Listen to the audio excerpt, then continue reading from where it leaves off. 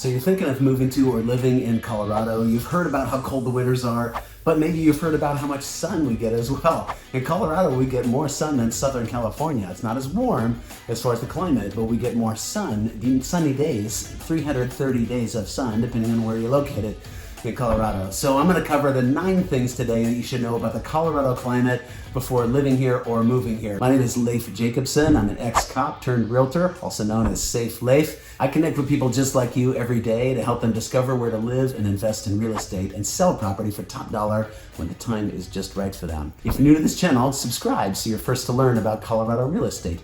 My contact information is below and I'm excited to hear from you.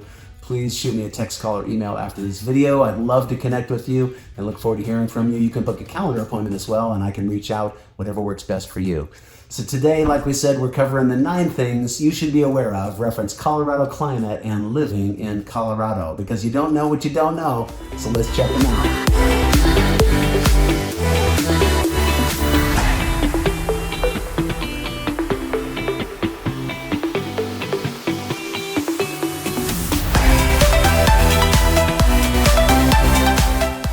First thing you should be aware of about moving to Colorado or living here is the diverse climate. And the weather can change very, very quickly in Colorado.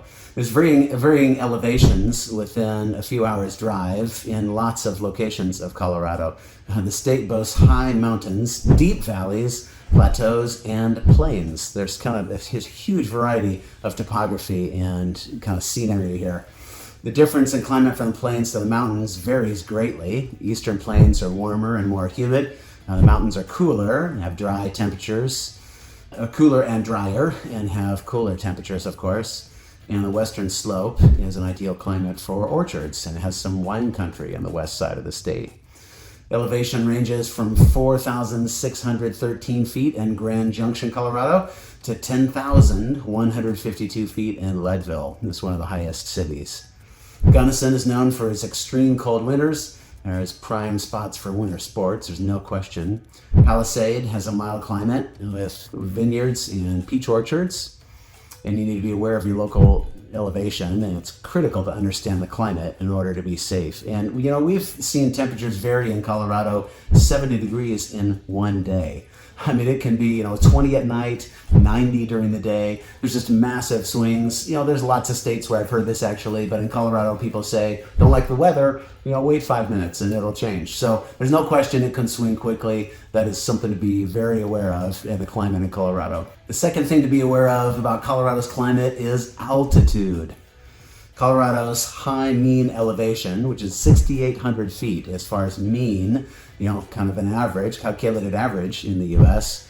There's potential for altitude sickness. There's no question. There's a lot of high mountainous areas, and a lot of people have never been over 10, 11, 12,000 feet, much less up to 14,000 feet. There are 58 mountains over 14,000 feet in Colorado. So symptoms like headaches and shortness of breath, stomach aches, and there's various symptoms that you can experience as you're up at high altitudes. So pay attention to your body, drink tons of water, make sure you're hydrated if you're exploring around. You need to take it easy at first, especially if you're not used to high altitudes. Acclimatization typically occurs within 24 to 48 hours. Now that's, you start to feel a little better in a short visit like that. It could take a year or two for your body to fully acclimate. In my experience, we moved to Colorado from 10 feet elevation-wise up in the Seattle area many years ago, and it took a long time. We were huffing and puffing. We were going up the stairs when we first got here of our house. Just going up one flight of stairs, it was some work, and I definitely noticed a difference. So give yourself time, be patient. If you're moving here, that's a whole different world. Stay hydrated, consume extra water. That's a huge deal, especially important with physical activity. Keep elevation in mind when guests are visiting. Be patient with them as well. Remember what it took for you to get acclimatized. And once you're used to it, though, you'll love the fresh mountain air. We love Colorado. It is fabulous. There's no question it's dry. When you're up, 7,000, 8,000 feet, as far as many living cities in Colorado, you need to use lots of lotion. Keep your hands dry. You'll notice your hands and your skin, cracks once in a while in your hands. So we use a ton of lotion, but we love the dry, crisp air in the high altitude. The third thing that Colorado's climate allows for is more high mountains than any other state as far as the mountains over 14,000 feet. Colorado is renowned for its 58 peaks exceeding 14,000 feet in elevation. They're called 14ers. It's a sensation hiking them. There's lots of people, including my brother-in-law, who is, I think he's just got a handful left. He's been hiking them for 20 years. He does a couple a summer, and he's just on the cusp of having that kind of peak bagging, they call it, when you are hiking many mountains. And when you've hiked over 58 mountains, or the 58 mountains that are 14ers in Colorado, that's a lifetime goal for a lot of people. So, and it takes a lot of time to hike those because they're very diverse and they're very different in different locations, and they grade as far as difficulty and technical level as far as hiking those and getting those done. Colorado has more 14ers than any other state in the United States. So California has 12, Washington State has 2, and Alaska has 29 as 3 different examples of other states with peaks over 14,000 feet. Climbing these peaks is popular outdoor activity in Colorado, and it's the talk of lots of folks in Colorado. There's not very many people, in the hundreds or a couple thousand who have climbed all 58 14ers in Colorado. So it's a big deal when you can say you've done all that. There are a few climbers who've done that in less than a year with incredible dedication to climb all 58 mountains. You pretty much need to be doing that full time in order to accomplish that. Some 14ers have hiking trails. Few have trails leading to the actual summit, so you need to be a significantly educated and well-versed mountaineer in order to do that and have the right gear in order to be safe doing it. 2 14ers have roads to the summit, which is, you can access it in a vehicle. Pikes Peak is one of those, just outside Colorado Springs, and Mount Evans, just up north, which is just west of Denver. Another thing to be aware of about Colorado's climate that comes with the elevation is the red rocks. They are super stunning, and red soil in general. Colorado name's origins related to colored red is part of what that name means. The natural wonder of red rocks in various locations throughout Colorado. We've all heard of the Red Rocks Amphitheater. We'll talk about that in a little bit as well, and that's where that comes from also. They're primarily formed from sedimentary rock, resulting in striking red hues. Must visit Colorado Springs spots are Garden of the Gods, which is a legendary and free local park in Colorado Springs. It has towering red rock formations against a backdrop of snow-capped mountains in the wintertime, but you can visit it all year long, and it just has snow-capped mountains in the winter specifically, of course. Red Rocks Canyon is just south of Garden of the Gods as well. It's a recreational area, lots of bikers and hikers in Red Rocks Canyon. And it's a continuation of the same sandstone rock that makes up Garden of the Gods. A must visit up in the northern, kind of central part is the Red Rocks Amphitheater we were talking about. It's renowned for natural beauty and incredible acoustics. It has world-class acoustics, and it's a world-class concert venue. Lots of concerts, famous artists from all over the world perform at Red Rocks. Rock formations are sculpted by millions of years of geological processes, depending on who you're talking to. I don't believe it's been millions. I believe they were created by God, and they're a couple of thousand years old, so depends on who you're talking to there. Ideal for Instagram-worthy photos, there's no question. There's gorgeous red rocks and soil throughout Colorado. The fifth thing we'd be aware of about Colorado climate is that the winters can be super intense. There's no question. There's varied intensity of cold based on elevation throughout Colorado. You got to be prepared for colder winters throughout Colorado with multiple layers of clothing, of course. Consider your location and elevation when planning winter activities. Mountains, settle in for a long winter on the Front Range, which is the Front Range of the Colorado Rocky Mountains, is commonly referred to as the Front Range, which runs from Denver all the way kind of south toward Pueblo, a couple hours south of Denver. There are 4 seasons and in that area. And the southern Colorado and lower elevations, there are a little more mild winters down that way. Consider snow tires and tire chains, of course. The roads are often passable even after snowfall, but there's a few highways in Colorado that are closed during the winter because it's just too snowy and icy. Take weather advisories seriously. There's extreme weather fluctuations, and are very common in Colorado. And Colorado winters are intense, but they're manageable. You just got to be aware and got to be safe, got to be careful as far as where you're going and how you're going there. The sixth thing to be aware of regarding Colorado's climate is that it is a skiing sensation. Because of the high elevations and the dry snow, snow is powdery and fluffy. It is fabulous. It's well known throughout the world as being world-class skiing and incredible for outdoor activities, including climbing and mountaineering as well. Colorado is home to some of the top ski resorts in the world, much less in the United States. It's a wide range of resorts that are suitable for beginners all the way to advanced skiers. The ski industry is a big part of the Colorado economy, there's no question. It's a great place to learn skiing, but you got a budget for it. Skiing in Colorado is not cheap. I grew up skiing and skied for years. We have yet to really get into skiing in Colorado. One of our daughters is snowboarding a bit, but with a family of 6, with 4 kids, with 6 people going skiing in Colorado, it is a fortune. It is not cheap and not easy to afford. The best way to afford it if you're going to do it is definitely signing up for the ski passes for more cost-effective options. So like Monarch Mountain's season pass, it's the one pass that's called the Epic Pass, which allows you to ski and snowboard and recreate at multiple different ski areas. The Rocky Mountain Super Pass and Loveland Ski Pass. Monarch Mountain Season Pass and Loveland Ski Passes are the most affordable for sure.